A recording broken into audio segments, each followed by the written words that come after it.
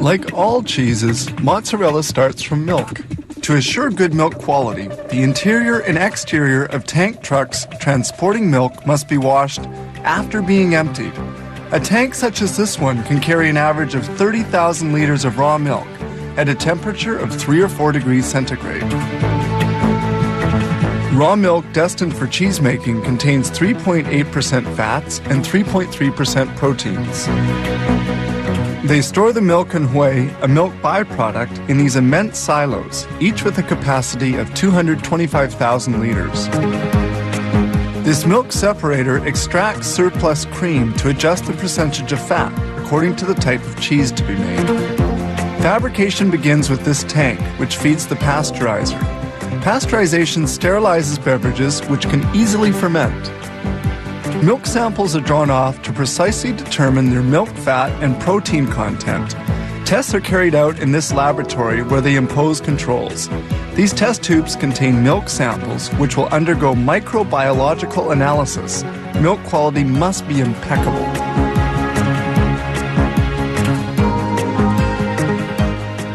This is a curdler with a 25,000 liter capacity into which milk and other essential ingredients for making mozzarella are introduced, such as the enzyme rennet that curdles the milk. This mix must be well stirred and cooked. The agitators are used to cut the whey into little lumps. This step takes about 30 minutes. The temperature of the tanks depends on the type of cheese they're making. Agitators continue stirring the milk. Once cooking is done, the whey is pumped onto tables to be drained. It stays there for about 25 minutes. The solid and the liquid are now well separated.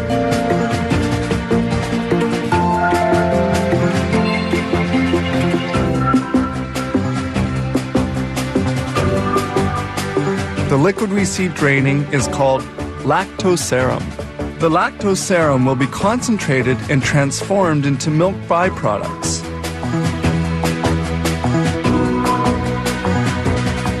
The water has been almost entirely extracted and the cheese particles are now sufficiently dry.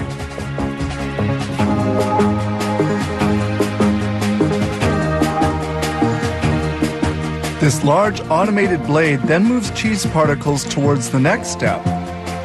That is, toward the molder.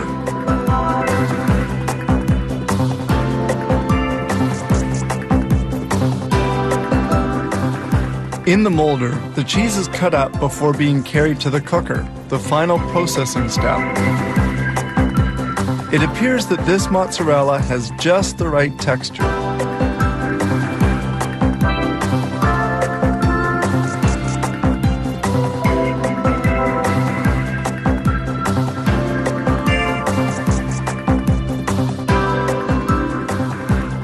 The cheese finally arrives at the molder, which will give it the proper shape. Each mold has a 2.5 kilo capacity and is rectangular. Brine, a salt solution, serves to cool as well as to salt the cheese blocks. The blocks are unmolded and fall into a brine tank.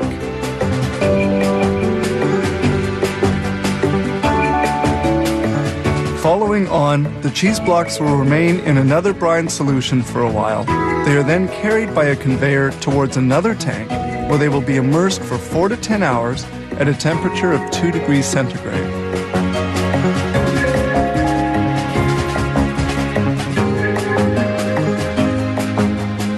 Sprays of brine remove the foam which forms at the surface of the tank. The 30,000 liters of milk that we saw coming in by truck at the beginning have enabled them to produce some 1,400 blocks of cheese in only 8 to 12 hours. The cheese blocks are finally vacuum-packed, ready for shipment. Scan the snack food aisle of your local supermarket, and you'll notice that barbecue, ketchup, and salt and vinegar flavors are no longer limited to potato chips. Nuts come in tantalizing taste choices too, but if you're a traditionalist, you can still buy them plain, salted or unsalted. The botanical definition of a nut is a dry, one-seed fruit in a hard shell that doesn't open on its own. Most peanuts have two seeds, so even though we call them nuts, they're technically a legume, a type of pea actually. One way to prepare peanuts for sale is to roast them whole right in their shells. This is known as dry roasting because they cook the peanuts without using any oil in a large convection oven. The oven temperature is 149 degrees Celsius. The roasting process takes about a half hour. When the peanuts come out, they're fully cooked and ready to be cracked open and eaten. Before the peanuts go off to be packaged, a worker inspects them, removing any shell fragments and foreign matter.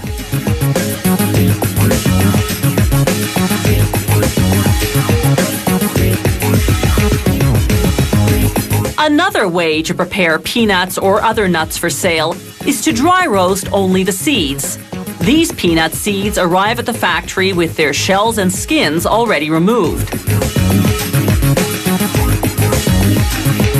A conveyor transports them to a revolving drum called the tumbler. As the tumbler spins, the nuts are sprayed with a liquid seasoning mixture, one of 10 flavors this company produces, such as salted, smoked, ketchup, barbecue, and salt and vinegar. The rotating action ensures the seasoning coats the nuts thoroughly.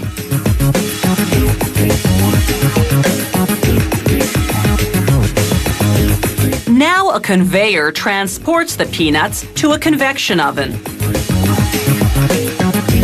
The conveyor turns from side to side, spreading the peanuts in a thin layer so that they'll dry roast evenly.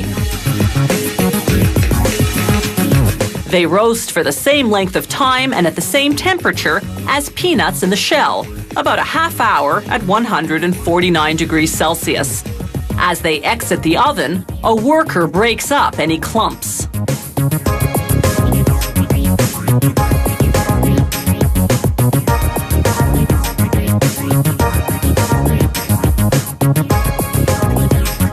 They tumble on the seasoning after cooking when they use the other method of preparing shelled nuts. Instead of dry roasting the nuts as we saw earlier, they fry them in oil. This process is called oil roasting. It gives the nuts a greasier fried taste. These cashews are on their way to be oil roasted. They go into a huge frying tank containing 2,200 liters of canola oil, heated to 160 degrees Celsius. When the nuts come out fully cooked 15 minutes later, they're steaming hot. A powerful ventilation system draws the heat outdoors, cooling the cashews to room temperature. This takes about 15 minutes. By now, the nuts have absorbed any cooking oil that remained on their surface, so they receive a light spray of vegetable oil. This makes their surface sticky again, so that salt or seasoning mix will adhere.